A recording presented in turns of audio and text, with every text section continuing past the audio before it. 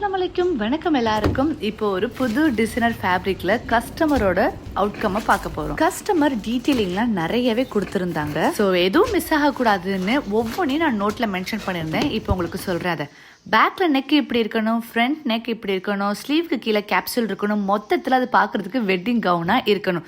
எல்லாமே ஸ்டஃப்ஸ் கொடுத்துட்டாங்க. ஸோ நான் சாரியில் கன்வர்ஷன் பண்ணி தான் பார்த்துருப்பீங்க, வெட்டிங் கவுன் பண்ணி பார்த்ததில்ல. இல்லை, இப்போ நான் உங்களுக்கு காட்டுறேன். ஸோ பக்காவான ஒரு கேன் கொடுத்து full flat wedding gown. So இந்த கவுனை சுற்றி காட்டாமல் இருந்தால் எப்படி? அடேங்கப்பா, பிரின்சஸ் டால் மாதிரி இருக்குது. இன்னும் ஒரு தடவை சுற்றி காட்டுறேன் ப்ளீஸ். எனக்கே அவ்வளோ பிடிச்சிருக்கு, நானே போட்டுக்கணும் போல் இருக்குது. ஸோ இது 4 லேயர் வரும் மொத்தத்தில். மெயின் ஃபேப்ரிக், அப்புறம் சாட்டின், அதுக்கப்புறம் கிரேப்பில் கேன் வந்து குத்தாமல் இருக்கிற இன்னொரு கிரேப் வரும். ஸோ மொத்தத்தில் இதில் 4 லேயர் வரும். ஸோ அதனால தான் இவ்வளோ ஹெவி. கீழே அந்த கவுனுக்கு முக்கியமே அந்த பட்டி தான். இது ஹார்ஸ் ஹேர் பிரைடுன்னு சொல்லுவாங்க. ஸோ அதை ஃபிக்ஸ் பண்ணியிருக்கேன். அவங்க கேட்ட ஃப்ரண்ட் நெக், பேக் நெக் எல்லாமே உண்மையான ஃபிட் செக்னா இது தான்.